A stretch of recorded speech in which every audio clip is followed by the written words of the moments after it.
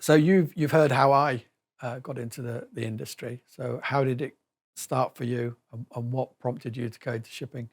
Yeah, so for me, I kind of joined one of our competitors at 19. Um, got promised a company car. Um, Again, it was a friend that was working in the industry, still is working in the industry. Um, so yeah, it was very much the car got me. Yeah. You When know, someone offers you a car, yeah, car, no insurance to no, pay, nothing. No matter no how. fuel, Yeah. and then you realise what you're signing up to, because at that time the company in question were the busiest on the port. But yeah. Um, yeah, so it was very intense. I didn't, like I say, I quite happily throw my hands up on that one and say I don't know whether I could Yeah. do it at the time. And if it wasn't for a couple of key members of staff that are still there now, three of them, I could have quite easily jacked it Checked in. in, Yeah. Found something you else. know. But And didn't you leave? yeah, I did. So there was a point where I thought it wasn't for me.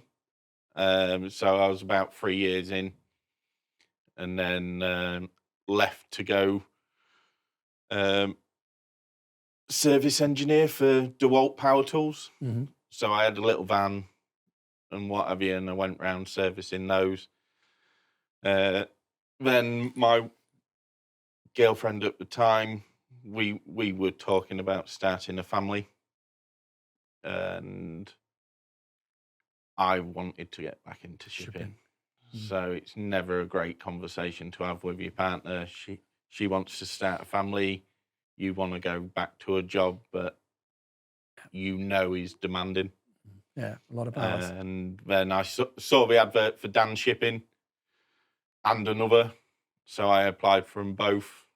I actually got offered the job and accepted at another company, and then got called back for a second interview with David David. Yeah. Hmm.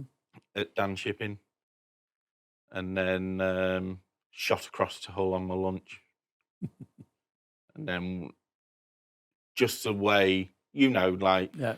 David was a big character Yeah. in the industry, Absolutely. He's massive very passionate. character, Yeah. Very yeah. passionate about the job. Yeah. And then it was just the way he made me feel leaving that interview that Mm. I left there Yeah. and thought I've got to, Got to go for it. yeah. So went back. I was only my first week in at this other company. It wouldn't have gone down well, but it was the right decision for me Yeah. at the time.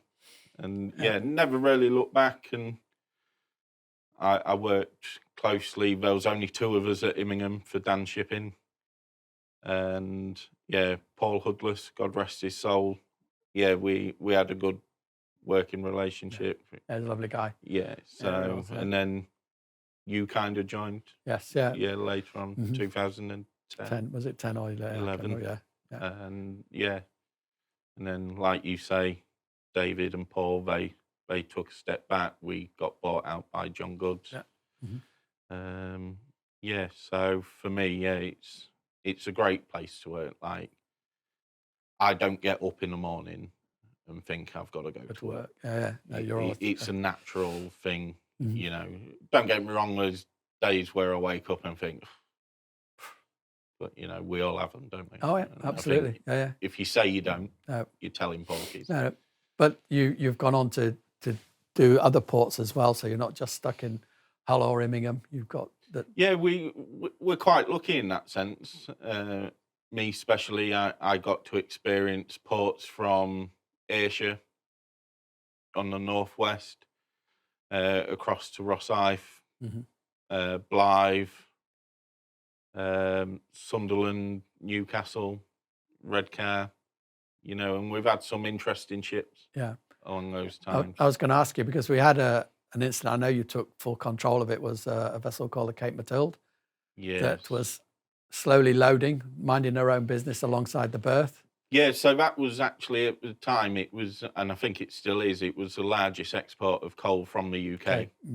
Mm. So it was around 140,000 metric tons. of coal loaded, and we were loading to maximum draft.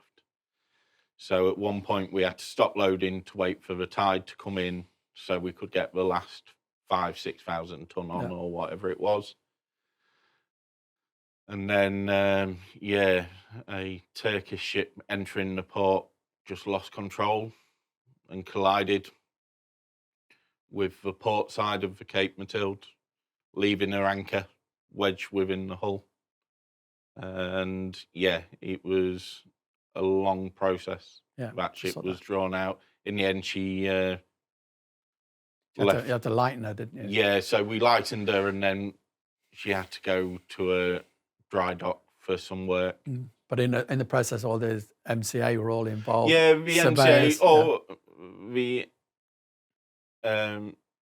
like you say, the Coast Guard, all other agencies were involved, and it was, for me, something like that, I love to get my hands on, because it's not everyday occurrence. No.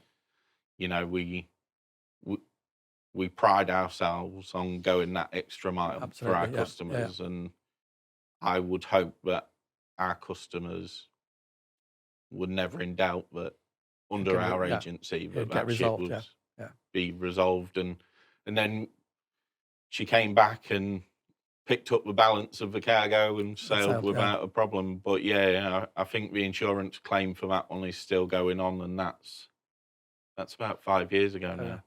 It's a long drawn out process. Yeah, it is. And I think, you know, sometimes we don't give ourselves enough credit for what we do, because it is just the job.